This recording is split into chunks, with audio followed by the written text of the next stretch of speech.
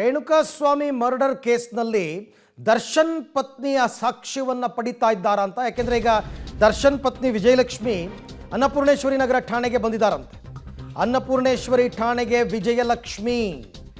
Okay, Vijayalakshmi ಮನೆಯಲ್ಲಿ ಕೆಲವೊಂದು ಸಾಕ್ಷ್ಯಗಳು ಲಭ್ಯವಾಗಿತ್ತು. ಅದೇ ಆ ಶೂಸ್ ಎಲ್ಲ ಅವ್ರ ಮನೆಯಿಂದನೇ ರಿಕವರಿ ಮಾಡಿಕೊಂಡಿದ್ದು.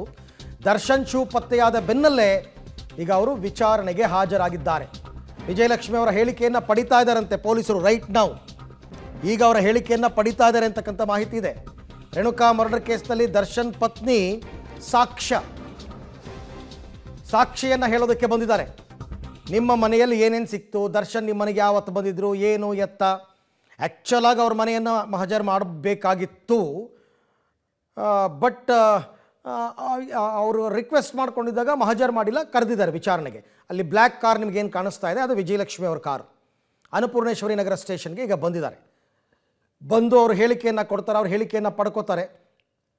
ಅವ್ರಿಗೇನು ಗೊತ್ತಿರುತ್ತೆ ಆ ವಿಚಾರಗಳನ್ನು ಹೇಳ್ತಾರೆ. ಇವ್ರನ್ನ ಸಾಕ್ಷಿಯನ್ನಾಗಿ ಪರಿಗಣಿಸ್ತಾರಾ ಗೊತ್ತಿಲ್ಲ. ಈಗ ಉದಾಹರಣೆಗೆ ಆ ಶೂಸ್ ವಿಜಯಲಕ್ಷ್ಮಿ ಮನೆಗೆ ಬಂದಿದ್ದು ಹೇಗೆ, ಹೀಗೆ ಅವ್ರದ್ದೇ ಆದಂತಹ ಒಂದಷ್ಟು ಪ್ರಶ್ನೆಗಳನ್ನು ರೆಡಿ ಮಾಡ್ಕೊಂಡಿರ್ತಾರೆ. ಈ ಬಗ್ಗೆ ಮತ್ತಷ್ಟು ಮಾಹಿತಿ ನನ್ನ ಕೊಲೀಗ್ ನಾಗೇಶ್ ಅವರನ್ನ ಪಡ್ಕೊಳ್ಳೋಣ. ನಾಗೇಶ್, ಈ ಪ್ರಕರಣಕ್ಕೂ ವಿಜಯಲಕ್ಷ್ಮಿ ಅವ್ರಿಗೂ ಯಾವುದೇ ರೀತಿ ಸಂಬಂಧ ಇಲ್ಲಿ ತನಕ ಕಂಡು ಬಂದಿಲ್ಲ, ನಾವು ಕೂಡ ನೋಡಿಲ್ಲ. ಬಟ್ ವಿಜಯಲಕ್ಷ್ಮಿ ಅವ್ರನ್ನ ಕರೆದು ವಿಚಾರಣೆ ಮಾಡ್ತಿರೋದು ಯಾಕೆ ಅಂತ?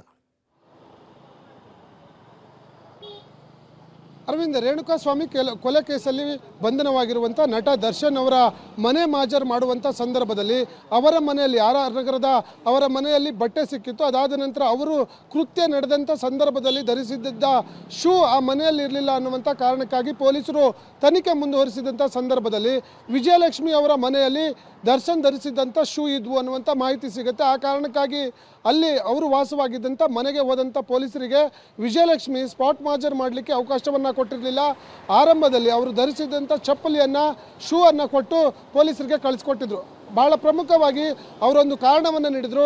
15 ವರ್ಷದ ಅಪ್ರಾಪ್ತ ವಯಸ್ಸಿನ ಮಗ ಇದ್ದಾನೆ, ಹಾಗಾಗಿ ನನ್ನ ಮನೆಗೆ ಮಾಜರ್ ಮಾಡಲಿಕ್ಕೆ ನೀವು ಬರಬಾರ್ದು ಅನ್ನುವಂಥ ಮನವಿಯನ್ನು ಮಾಡಿಕೊಂಡಿದ್ರು. ಆ ಕಾರಣಕ್ಕಾಗಿ ಪೊಲೀಸರು ವಿಜಯಲಕ್ಷ್ಮಿ ಮನವಿಯಂತೆ ಅವರು ಕೊಟ್ಟಂಥ ಶೂ ಅನ್ನು ಇಸ್ಕೊಂಡು ಬಂದಿದ್ದರು. ಆ ಕಾರಣಕ್ಕಾಗಿ ವಿಜಯಲಕ್ಷ್ಮಿ ಅವರು ಇವತ್ತು AP ನಗರ ಪೊಲೀಸ್ ಠಾಣೆಗೆ ವಕೀಲರೊಟ್ಟಿಗೆ ಬಂದು ವಿಚಾರಣೆಗೆ ಹಾಜರಾಗಿದ್ದಾರೆ ಅನ್ನುವಂಥ ಮಾಹಿತಿ ಈಗ ಸದ್ಯಕ್ಕೆ ಲಭ್ಯವಾಗಿರುವಂಥದ್ದು. ಯಾಕಂದರೆ ಆ ಶೂ ಯಾರು ಕೊಟ್ಟಿದ್ರು ಅನ್ನುವಂಥ ಮಾಹಿತಿಯನ್ನು ಪಡೆದುಕೊಳ್ಳುವ ಅಗತ್ಯ ಪೊಲೀಸರಿಗೆ ಇದ್ದಂತೆ ಕಾಣ್ತಾ ಇದೆ. ಹಾಗಾಗಿ ಅವರಿಗೆ ವಿಚಾರಣೆಗೆ ಹಾಜರಾಗಿ ಅನ್ನುವಂಥ ಮಾಹಿತಿಯನ್ನು ಸ್ಪಾಟ್ ಮಾಜರ್ಗೆ ಹೋದಂಥ ಸಂದರ್ಭದಲ್ಲಿ ಪೊಲೀಸರು ಕೊಟ್ಟಿದ್ರು.